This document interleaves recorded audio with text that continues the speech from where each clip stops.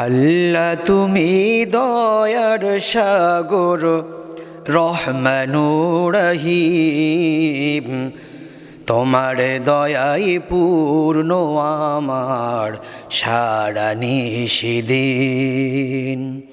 আল্লাহ তুমি। আসসালামু আলাইকুম রহমতুল্লাহি ওয়া বারাকাতুহু। আমি হাফেজ কারি মাওলানা মোহাম্মদ কামাল হোসেন, এমডি নিউজ চ্যানেলের পক্ষ থেকে আপনাদের সামনে আবারও উপস্থিত হয়েছি একটি গুরুত্বপূর্ণ দোয়া নিয়ে। যেই দোয়াটি আমরা বিপদের সময়, মুসিবতের সময় পড়তে পারি, আর এই দোয়াটি 100% কার্যকরী। তার কারণ কোরআনুল কারীমের ব্যাখ্যার মধ্যে এসেছে, তাফসির ইবনে কাসিরের মধ্যে সূরা আল বাকারা 153 নম্বর আয়াতে কারিমা, আল্লাযীনা ইযা আসাবাতহুম মুসিবাহ, এই আয়াতের ব্যাখ্যায় এসেছে হযরত উম্মে সালমা এবং আবু সালমা, তাদের ঘটনাটি এসেছে। হযরত আবু সালমা রাদিয়াল্লাহু তাআলা আনহু তিনি আল্লাহ রাসূলের দরবার থেকে বাসায় ফিরলেন। বাসায় ফেরার পরে উম্মে সালমাকে বললেন, সালমা, আমি একটি দোয়া আল্লাহ রাসূলের দরবার থেকে শিখে এসেছি। তো ওই দোয়াটি যদি কেউ মুসিবতের সময় পড়ে, তাহলে আল্লাহ রাব্বুল আলামিন যেই মুসিবত তার উপরে দিবেন, তার চাইতে উত্তম জাযা খায়ের আল্লাহ তাকে দান করবেন।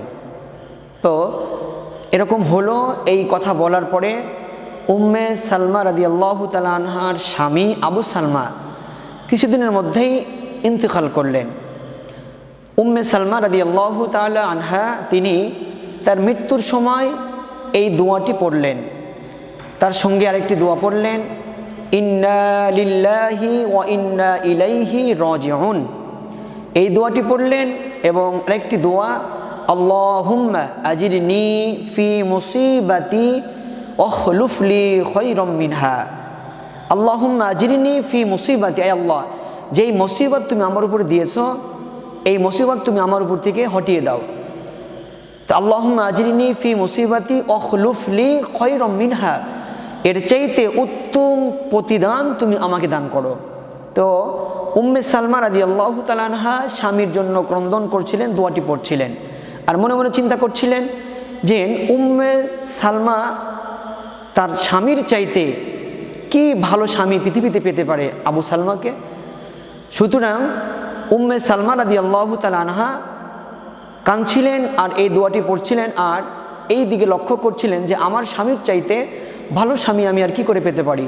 তো যাই হোক, উম্মে সালমা রাদিয়াল্লাহু তাআলা আনহা তিনি স্বামীর বিদায়ে মুসিবতের সময় এই দুটি দোয়া বেশি বেশি করে পড়ছিলেন। তো উম্মে সালমা রাদিয়াল্লাহু তাআলা আনহা তার স্বামীর সব কাজ সম্পন্ন হওয়ার পরে, উম্মে সালমা রাদিয়াল্লাহু তাআলা আনহার ইদ্দত শেষ হওয়ার পরে একদিন আল্লাহ রাসূল সাল্লাল্লাহু আলাইহি সাল্লাম তার ঘরের দরজায় এসে নক করলেন। এমন সময় উম্মে সালমা একটা চামড়া সংস্কার করছিলেন। আল্লাহ রাসূলের দরজা নক করার সাথে সাথে উম্মে সালমা বললেন, কে? আল্লাহ রাসূল বললেন, আমি আল্লাহ নবী। সঙ্গে সঙ্গে উম্মে সালমা বললেন, আমি দরজা খুলে দিচ্ছি, একটু অপেক্ষা করুন। আল্লাহ রাসূল সাল্লাল্লাহু আলাইহি সাল্লাম যেহেতু মহিলা, একটু অপেক্ষা করলেন। উম্মে সালমা ভিতর থেকে পরিপাটি হয়ে বাইর হয়ে আসলেন। আসার পরে আল্লাহ রাসূল সাল্লাল্লাহু আলাইহি সাল্লামকে বললেন, আসুন, সালাম দিলেন। আল্লাহ রাসূল ভিতরে আসলেন, বসতে দিলেন। আল্লাহ রাসূল উম্মে সালমাকে লক্ষ্য করে বললেন, উম্মে সালমা, একটি প্রস্তাব নিয়ে এসেছি। প্রস্তাবটি হচ্ছে, আমি তোমাকে বিয়ে করতে চাই। সরাসরি বললেন, সুবহানাল্লাহ, কত বড় কথা। উম্মে সালমা রাদিয়াল্লাহু তাআলা আনহা যেন আশ্চর্য হয়ে গেলেন। বিশ্বনবী উম্মে সালমাকে বিয়ের প্রস্তাব দিলেন, এর চাইতে বড় পাওয়া আর কি হতে পারে। তো উম্মে সালমা তখন বুঝলেন যে এই দোয়াটি কতটা কার্যকর। শুধু এই মৃত্যুর সময়ই নয়, যে কোনো মুসিবতের সময় যদি এই দোয়া দুটি কেউ পড়তে পারে, ইন্না লিল্লাহি ওয়া ইন্না ইলাইহি রাজিউন, আল্লাহুম্মা আজিরনি ফি মুসিবাতি ওয়াখলুফ লি খায়রাম মিনহা, 100% এই দোয়াটি কার্যকরী। আমি আপনি যে কোনো মুসিবতের সময় যদি পড়ি, তাহলে দেখবেন এর চাইতে, যেই মুসিবত আল্লাহ দিয়েছে তার চাইতে বড় নিয়ামত আল্লাহ আমাকে আপনাকে দান করবেন।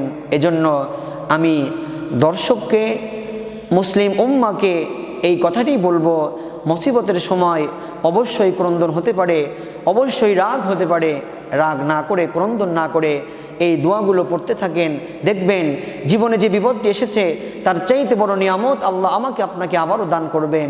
এজন্য আসুন এই দোয়াটি আমরা সকলেই পড়ি, মুখস্থ করি, মুসিবতের সময়, বিপদের সময় আমরা আমল করি।